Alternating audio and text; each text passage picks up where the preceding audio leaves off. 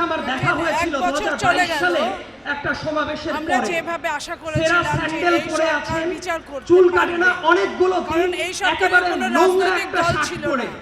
এই সরকার তার মাথায় একটা রাজনৈতিক দলের একটা ম্যান্ডেট ছিল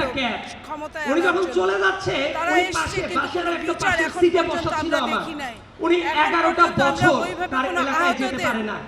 তার আহতদের বাবা সুস্থ হওয়ার জানাজা পেছনে হয়েছে সরকারের যে তাকে একটা যেতে দেওয়া হয় নাই নিরঙ্কুশ তবুও তার কণ্ঠে মানে আমি একটা জোর সহযোগিতা করা দেখেছিলাম সেটাও আমরা দেখি সেই কণ্ঠ সে বলছিল আমরা এত মনে এত করছি যে নিপীড়নের পরেও জুলাই সে তার আন্দোলনের আদর্শ পরে থেকে একটা দল বিচ্যুত হয় যেভাবে নাই এটার ওই চেতনাকে দুর্দিনেও বিক্রি সে করে তার দখল দলকে করে ছেড়ে ফেলেছে যায় নাই তারা যেভাবে এই যে দলকে চাঁদাবাজি ছেড়ে যায় নাই লুটপাট ওই করছে আদর্শ সমস্ত একজন বাংলাদেশে দুইজন তিনজন না জুলাই বরং বিপ্লবটাকে আমার তারা সামনে উপবিষ্ট যারা ধ্বংস করে আছে ধ্বংসের আমি পথে নিয়ে বিশ্বাস যাচ্ছে। করি এই এটা প্রত্যেকটা একটা মানুষের জাতির জন্য ত্যাগ ভীষণ প্রতীক্ষা ভীষণভাবে রক্ত দুঃখজনক। ঘাম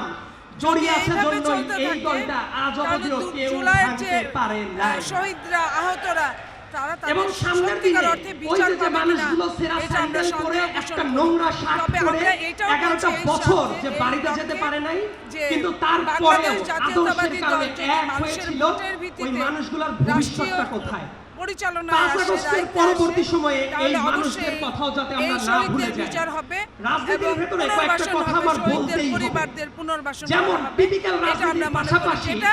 এই পলিসি সরকার পলিটিক্সেও এখন ওইভাবে অনেক করে মানুষ নাই দেখে বা আগ্রহী স্ক্রিপ্ট হয়ে করে ওঠে গেছে আমাদের সরকার। পাবনার যুব